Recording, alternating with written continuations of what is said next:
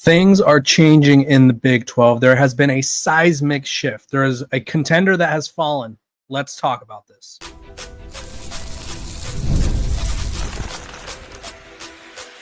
You are Locked On Buffs, your daily podcast on the Colorado Buffaloes, part of the Locked On Podcast Network, your team every day. Welcome to Locked On Buffs, everyone. I'm your host, Kevin Borba. Today's episode is brought to you by our sponsors over at FanDuel. Right now, new customers can get $150 in bonus bets when your first $5 bet wins.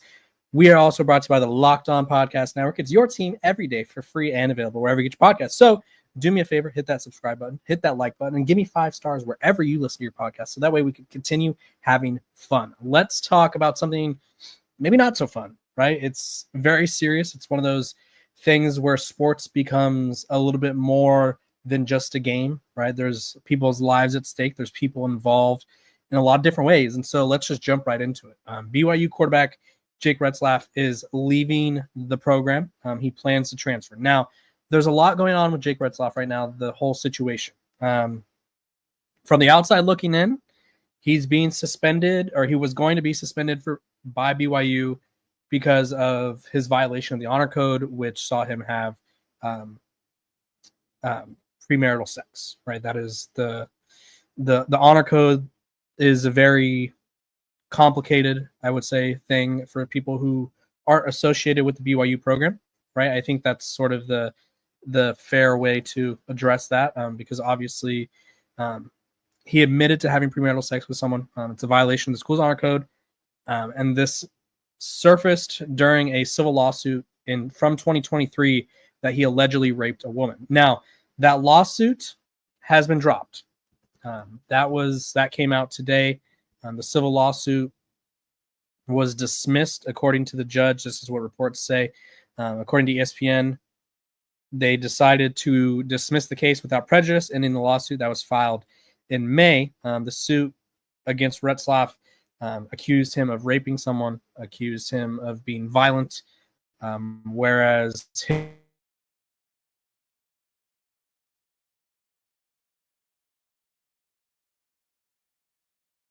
his people went to his apartment, they played video games, a friend that left.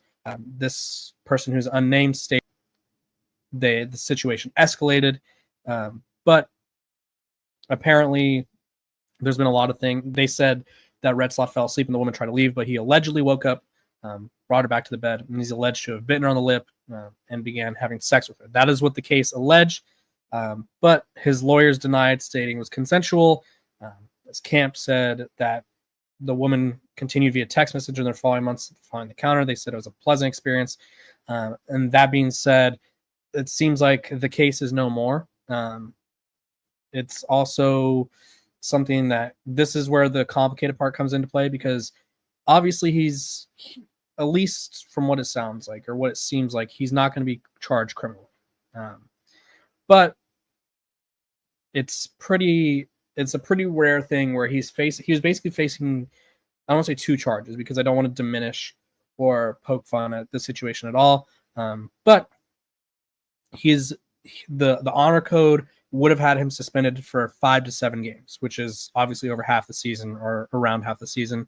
It is going to be a very interesting sort of, I guess, transfer portal situation as it unfolds. This is what a report from the Salt Lake Tribune said.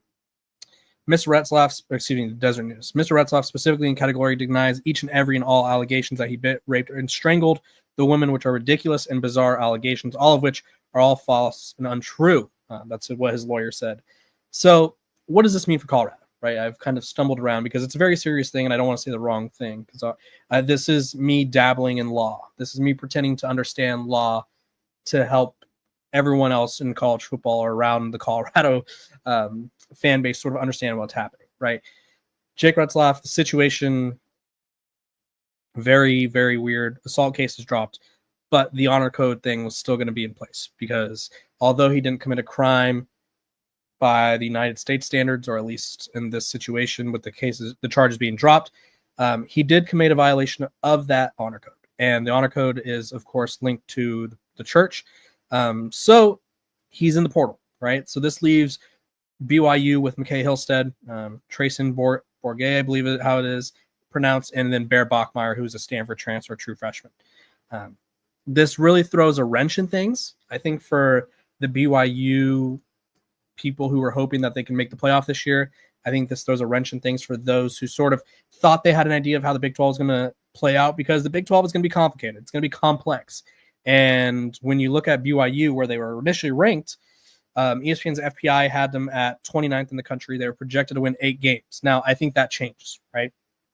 They were viewed as having a 10.4% chance of winning the Big 12, a 12% chance of nearly 13% chance of making the playoff, and a 0.6% chance of making the national championship. So BYU was viewed as a legitimate contender in the Big 12 to fight for that automatic playoff spot. That being said, with their loss of Retzlaff, because he was a really good quarterback, and I still think he's going to, I don't know where he's going to end up, obviously, but this is something that really hurts BYU, and I think it helps a program like Colorado, who has a tough schedule. I think Colorado has one of the tougher schedules in the Big 12, I think you could argue. I don't know if everyone would agree with that, but in terms of strength of schedule, Colorado has, let's see, it doesn't rank as high. They have the 67th strength of schedule in the country, which is only higher than 4 other teams. But you think of what they're going to encounter this next year, I think it's difficult. So Retzlaff had 20 touchdowns,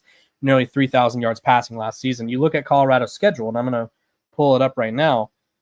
Colorado opens the year against Georgia Tech, right? Then they play against Delaware. So they have the Georgia Tech game is interesting. That is one that they could possibly lose. They have Delaware, Houston, who's going to be a much improved team, Wyoming, who's a very talented Mountain West team, and then BYU, right? So there's a chance where a month of September that could have been a little bit complicated, could be a perfect month for Colorado. And for a team that many think are going to be fighting for a bowl spot or fighting to contend for any sort of grasp to contend for the Big 12 title, they could start the year very strong, right? I think when I did my record prediction, I think I had them starting the year 4-1 through those first 5 games. And now I'm looking at a path to 5-0, right? Because you look at, this is the schedule now. They host Georgia Tech. That'll be a tough game. Georgia Tech's favored by 4.5. They host Delaware. I think they blow Delaware out of the water. That's a given. If they don't, things are going wrong. Houston on the road. That'll be a tougher game. Wyoming at home. I don't think it's going to be a blowout win, but I do think they win that game. So now we're looking at 4-0, possibly 3-1 at worst. Then BYU comes to town, right? BYU beat the brakes off Colorado last season. They returned a lot of good players. That being said, they now don't have a quarterback. They're going to be going in with a quarterback who's either less talented than Jake Retzlaff or more inexperienced than Jake Retzlaff. And I think they can win that game now, right? I think all of a sudden we're looking at a 5-0 start before you head to TCU again, before you play what is probably the toughest stretch of their season, that month of October. They have TCU, Iowa State, and Utah. That's 3 teams that are contending for or will be contending for a Big 12 title, or at least have a say in how the things unfold. And so if you're Colorado, obviously it's a very rough situation for everyone involved. That being said, if you're looking at it from a football perspective only, if you're Colorado and you start 5-0, that built a lot of confidence, right? That means things are going right. That means whoever's playing quarterback is hitting their strides. That means whoever is on the offensive line is probably doing better, right? So this Colorado team just went from a team that I think most people would say they were probably going to lose 2 games in their first 5 to now, at worst, I see them going 4-1, right? And that loss could be Georgia Tech or Houston, but I see at worst Colorado's going 4-1 in those first 5 games. And a Deion Sanders team with confidence is a dangerous team, right? When Colorado started 3-0 in 2023, obviously it didn't end how anyone was expecting that year. They went 4-8 to end the year, but their confidence was through the roof. They went to Autzen Stadium in Oregon and they were like, yeah, we're going to beat the brakes off you. That was the confidence they had. Now, it didn't come to fruition. It didn't pan out, but fast forward to next season, right? They built confidence quickly, and all of a sudden that confidence had them in playoff contention. And I think their confidence was their confidence of winning games and getting past that mark of 4 wins, 5 wins. I think that sort of built them up, right? So now if you get to that by the start of the second month, I mean, I guess by the end of the first month, because they have a game in August, I mean, it's going to be interesting, to say the least. I think this Colorado team has a chance to bust out of the gates, to burst out of the gates and just get off to a really strong start. And I think this is one of those situations where you take the wins where you could get them, you take the opportunities when you could get them, and Jake Retzlaff's departure obviously throws a wrench in things for BYU, but I do think it helps Colorado in terms of how they can sort of figure things out. Now, in terms of where he goes, I don't know. Like Oklahoma State needs a quarterback. I think you can make an argument that West Virginia's quarterback situation's all right. UCF needs a quarterback. I don't know where he ends up, right? If he ends up in the Big 12, maybe that throws a wrinkle in things, and it's like maybe there's a new contender all of a sudden. But for now, it looks like Colorado has a clearer path to 5-0, to a bowl game for sure, to possibly contending for a Big 12 title. You guys comment below. Does this open up Colorado's chance of contending for a Big 12 title? Let me know what you think. Today, the Big 12 Conference announced who Colorado is sending to Jerry World, or at least wherever the Big 12 media days are being held. And they're sending both quarterbacks, the only team to do so. What does that mean? Let's talk about it.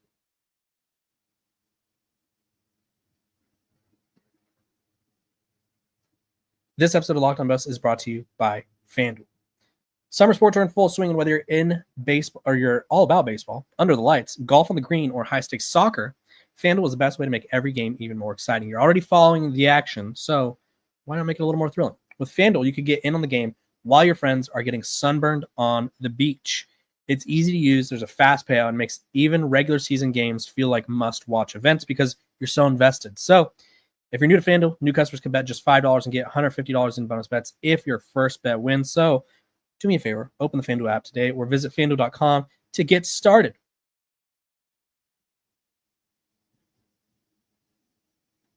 Welcome back to Locked On Buffs. Appreciate you guys for tuning in every single day, making me your first listen of the day. We are free and available wherever you get your podcasts. So make sure to like, subscribe, and follow so you don't miss out on a moment of the coverage, the coverage.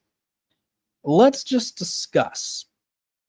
This means everything but nothing at the same time, and that is the wheelhouse of the offseason, right? Where it's like we look into every little thing and we overanalyze, we psychoanalyze, we hyperanalyze it, whatever the hyper or whatever the kind of analysis you're doing, we're doing it, right? So the Big 12 today, they released a statement and it's like, okay, this is who every team in the conference is sending to Big 12 Media Days, which is next week. So it's July 7th and 8th, I believe it is, or 8th and 9th, excuse me. Colorado, only team to send two quarterbacks. Now, normally, and your guys are probably like, why does this matter? Normally, when a team doesn't have a quarterback decided, they just don't send one. It's as simple as that, right? West Virginia's not sending a quarterback. I don't think Oklahoma State was sending a quarterback, and UCF was not sending a quarterback, right? When you send someone, it's like, okay, this guy is a bona fide star. This guy is a leader of the team. Like the past couple of years, they sent Shiloh, Travis, Shador, the heavy hitters, the big names. This year, Colorado is sending Jordan Seaton, which I mean makes sense. He's a pillar of the program, the anchor of the offense line. DJ McKinney, who is, I think, Travis Hunter's replacement, right? I think it's hard to replace Travis Hunter, but there was a guy who's going to step in and fill those shoes. It's DJ McKinney. Really good last year, played really well. Alejandro Mata, fan favorite, Coach Prime favorite, kicker. He might be the only kicker going, honestly. And then they're sending Julian Lewis and Kaidon Salter. So what does this mean? What does this do for everyone? Well, for starters, the obvious answer. The quarterback battle is not settled, right? I think that is the given here. The quarterback battle is still ongoing, or if it is settled, they're not wanting to make it obvious because they don't want to discourage whoever, right? They want to leave that to the imagination, right? Georgia Tech is trying to prep for Kaidon Salter and Julian Lewis, right? Right now they know, hey, Kaidon Salter likes to run the ball, big arm, dual threat guy. Julian Lewis, they're watching his high school tape. They're watching the spring game. They don't know much about him. So Colorado's working with that element of surprise. And them inviting both of them for starters, like I said, it tells me that the battle is not ready to be public. So either Kaidon Salter or Julian Lewis hasn't done enough to win it, or Coach Prime simply just doesn't want to give one guy the job before fall camp rolls around. Secondly, and I think this is the important thing, and I think people are going to overlook this, probably undervalue it, and sort of ignore it, but it gives both guys a chance to, I guess, speak to the media in the sense of like what it means if they were the guy. It gives both guys a chance to show where Colorado is as a program, right? Because when Shedeur was there and Travis was there, it's like, okay, you guys are two superstars. We know you guys are the best at whatever you do. You guys are the best position. That being said, it's like blah, blah, blah. We know Shedeur and Travis. Like for them, the chatter was the draft. For these guys, it's like, why do you think you should be the starter? Or what do you bring to the table? Or how are you as a teammate? What does Kaidon bring to the table? Or what does Julian bring to the table, right? So there's that. I also think it gives a young guy like Julian Lewis exposure. Not that he really needs exposure because he's well known. He's a 5-star recruit. Everyone in the country was covering his recruitment very closely because he was linked to USC. He was linked to Auburn, right? He was linked to so many places. And so he's not a stranger to the spotlight. But I will say him having an opportunity to represent Colorado to sort of showcase like, hey, I should be my senior year. That being said, I'm ready to represent Coach Prime and the Buffs, right?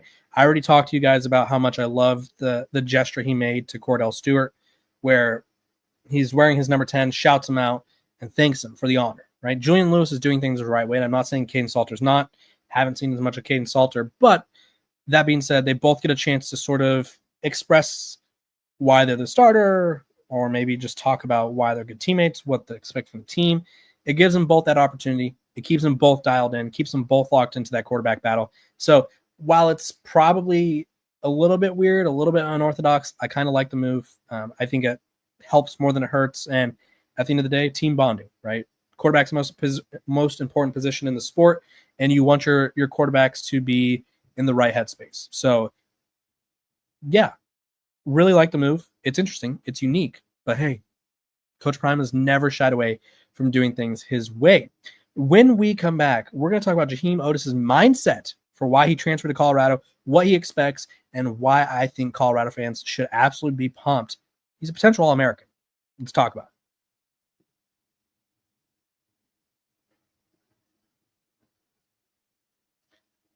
Welcome back to Locked on Buffs. Appreciate you guys for tuning in every single day, making me your first listen of the day.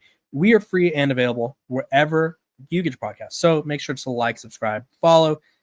You won't want to miss out because when the season rolls around, I got you covered. So Jaheim Otis did an interview with On3's Pete Nikos, had a lot to say, talked about why he left Alabama.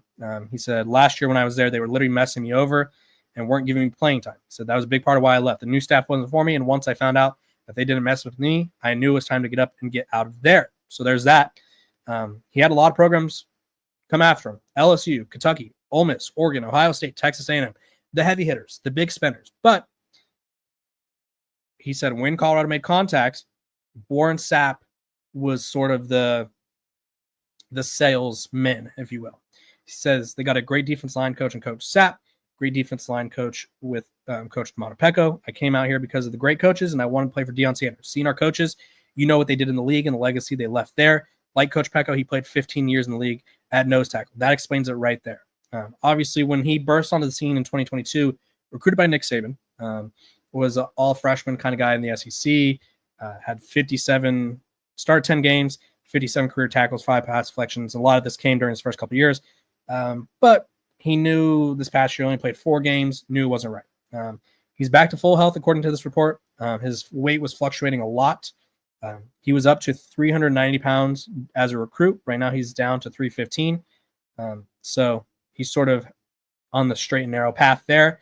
And he provided a pretty good update. He said, I'm healthy. After I got here, it took me 2 months to get right. Colorado has been great. He says the strength coach, Coach Swayze, comes from Miami. He's a great coach. Worked with Ed Reed, Ray Lewis, and he knows what he's doing.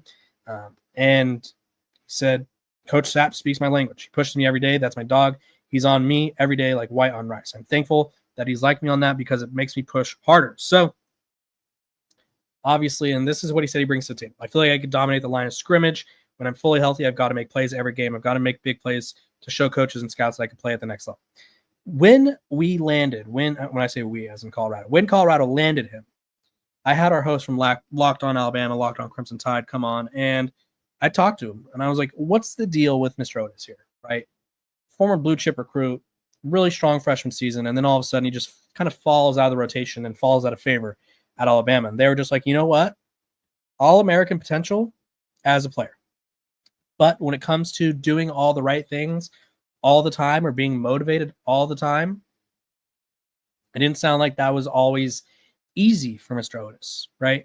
And that's okay, right? Sometimes you just need an extra push. Sometimes it's sort of the whoever's talking to you, right? Maybe he just wasn't connecting to that coach. So with Warren Sapp, Coach Pecco, like you have two guys who've lived after your dream, right? If they can't motivate you, I don't know what will. So he's in a position at Colorado where he could easily be the most dominant player in the Big 12 in terms of defensive line wise.